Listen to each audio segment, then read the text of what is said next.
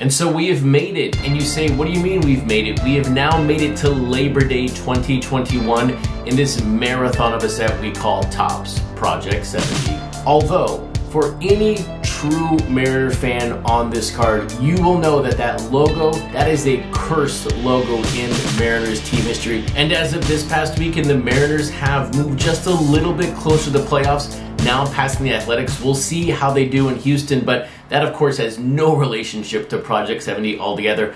But I am on video on Thursday saying the Mariners will not make the playoffs this year. We will see what happens. But welcome back to my channel. My name is Chris. Otherwise, I'm on Twitter and Instagram is at CRT_sportscards. And of course, the website you want to go to for everything related to Project 70 is my website, CRTsportscards.com. And over the past couple of days on the website in my Project 70 store, on top of having every card available for pre-order, I have gone back to add in older cards of mine from Project 70 that I've been looking to sell. So if you're looking for older cards, check out the website. There are some very common cards. There are some rarer cards like that Shohei Ohtani DJ Ski. Although it's not really rare, I was shocked over the weekend to see that card is now selling for over 80 bucks. But now one card that you will not find for sale in my store is the 10th rainbow foil that I found today in my FedEx package. I was very happy to see FedEx deliver a box today, and it is of the card that I said it's probably the best artwork of this entire set when the card was released, and is none other than Gregory Siss Mike Piazza card. And here is that foil variation. This is number 46 of 70. But now, what did I miss considering that I did not release a video on Friday? And just to be honest here, on Friday, I was just really tired. And I was like, I'm just not going to put a video out. I'm not going to try to muscle through it. It is okay to take a day off here and there. And of course, it's okay to not look at all of the cards throughout the week when it comes to Project 70. That is why I am here releasing all these videos so you can stay in tune with all of these cards. We did have a card from an artist that I looked at, I'm like, I really want to like it, but I just don't see the player. When you take a look at Jacob Rochester's Aaron Judge, I've heard people say that it looks like Tom Brady. When I first saw that card, it looked like Nolan Arenado. And so I'm a huge fan of Rochester and all of his work, but I'm just not sold on that Aaron Judge. We will see what the print runs are for those Friday cards. At the time of this recording, they have not released those print runs. I don't think we're going to get them because it is a holiday. But maybe Topps will surprise us. Maybe they'll release those numbers here in the next couple of hours. But when it comes to surprises, there was no other bigger surprise than the simple fact that as of a couple of days, the Blake Jameson Brooks Robinson chase card out of 89 is finally arriving at people's doorsteps. It appears by reading some things in the Facebook group and on Discord, the printing company Topps uses for this card just forgot to print these chase cards. So all of the base cards went out with no chase cards in them. And that's why I said for so long that these cards were probably not produced. Now, here is the great thing. If you purchased a Brooks Robinson card by Blake Jameson, you are right now in the running for those cards. Every single one of these has been coming in an individual FedEx package, so fingers crossed if you picked up a Brooks Robinson by Blake Jameson. We do, though, still need answers on the Thermal Tatis by Alex Birdie. Hopefully, those will start showing up here in a few weeks. But then also on the flip side here, for anyone talking about the autographs and the fact that they're not showing up, I believe right now there is nothing to be concerned about, because when we purchased those autographs, the buying or the shipping window was 16 to 20 weeks. And so we have many, many months to go before there is any concern about autographs not being delivered to us. And now, piggybacking on the great news around that Brooks Robinson by Blake Jameson, we do have to talk about 16 of the 20 print runs from last week in the set. Overall, for me, I think the best news was not a single card at this moment was under 1,000 cards. I still think that Ripken by Infinite Archives could be the first card or the only card all week under 1,000. But from the, oh my gosh, this card just printed that many copies, the Jeff Staple Shohei Ohtani, 8,709 copies. The Gundam Ohtani is now the 16th best or highest ranked card in this entire set. It doesn't beat the Chuck Styles, but it got pretty darn close, and that's a monster number right now.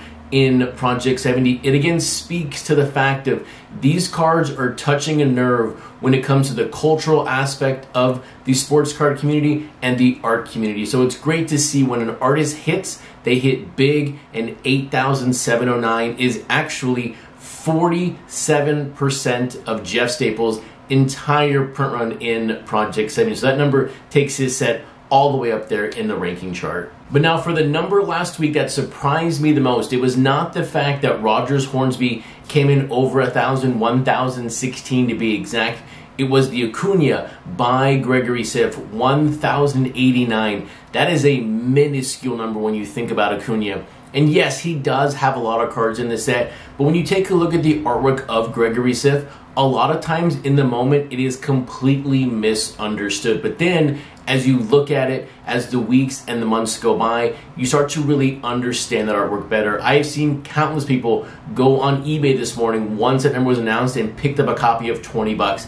I'm not about to say this is the next card that's worth 80 or 100 bucks in the set, but it just feels that Gregory Siff plus Acuna under 1,100, that is a steal right now at under 20 bucks. And then last but certainly not least, when it comes to last week in Project 70, I did want to publicly congratulate Lauren Taylor for her Tim Anderson. That was the fans voting #1 card. Of 75 people who voted last week, that card received the most votes. It just beat out the Acuna by Natural. So thank you again for everyone who's voted in these polls. And again, this poll will be up this Friday evening, so you can vote for your favorite 5 cards from this week in Project 70. And so while the results from last week will forever be on the website for you to view, these 4 cards that released today in Project 70 on Labor Day are only available for the next 70 or so hours. So what cards did we see today? First up, it was Satchel Paige by F.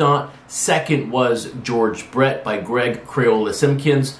Third today was Derek Jeter by Sean Wotherspoon. And then ending the pack, it was Jackie Robinson by Claw Money. And so if you thought today we stepped back in time to Project 2020, you wouldn't be alone, because 3 of these 4 players were released continuously last year in 2020. And now, just like Topps did when it came to Jackie Robinson Day by releasing 4 Jackie Robinson cards, I would not be surprised if we either A, get a Jeter a day the entire week, or we get 4 Jeters on Wednesday, September 8th, because of his now 1-year delayed Hall of Fame induction ceremony. It is great to finally see the captain get into the Hall of Fame. This is in Project 70, his 10th card. This is also the Yankees' 107th card. The big question is, if Topps does go down this Jeter road, where will all these print runs land for this entire week? Because on this particular Derek Jeter from Sean Wotherspoon, this card is more so about Wotherspoon and his design style than it is about Derek Jeter. And yes, this is Wotherspoon's card, so this is his right to do that. But on Jeter, the flowers overtake Jeter. And so I take a look at this particular card.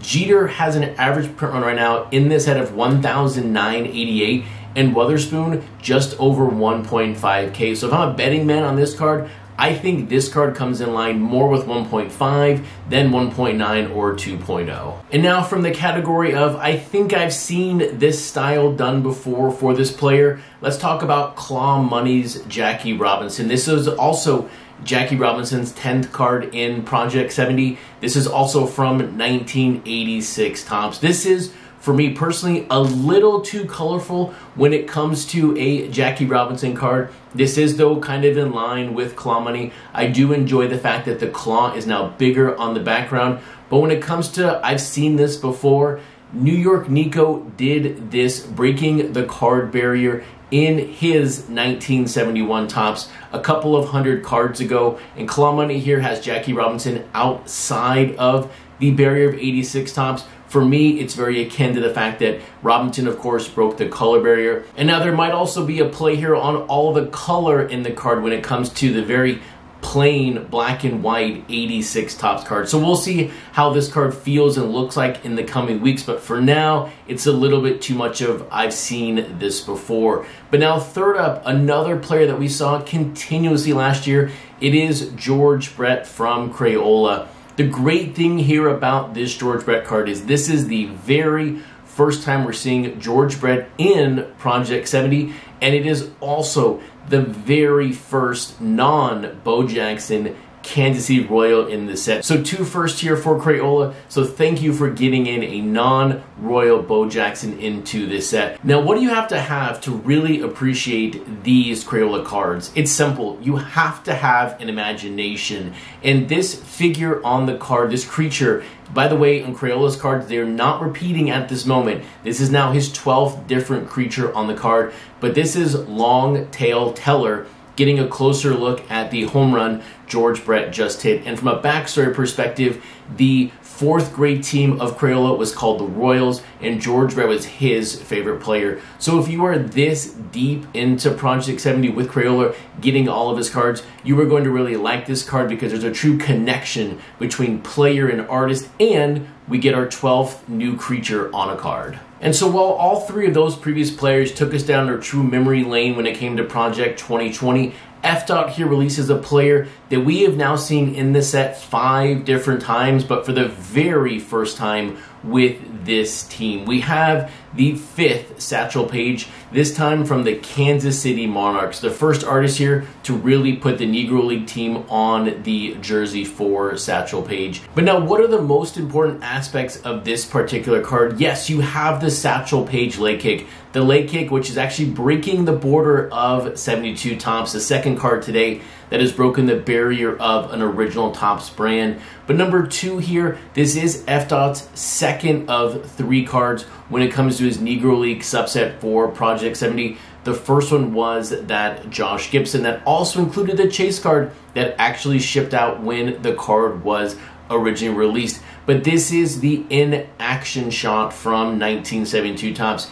If you're not familiar with the brand or with the year 72, in the actual set, they always had the base image, and then for certain players, they had an in-action photo. So this is very, very true to what is being done or what was done in 1972 Topps. But here's where I want you to really focus in on this card. Look at his cleat. What do you see? You see 1942. And this morning, when I saw this card, I had to Google it and go, what does he mean by this? And there is just a fantastic story about the Negro League 1942 World Series. And so I highly recommend after this video, you go read about the 1942 World Series. And because of that, because I love to be educated on these players and on these teams through these cards, this is my card of the day. This will also complete your Monday daily download for Topps Project 70 on Labor Day. If you liked the video, give it a thumbs up. And if you're not subscribed, hit that subscribe button so you know the moment my videos get posted up every single weekday night.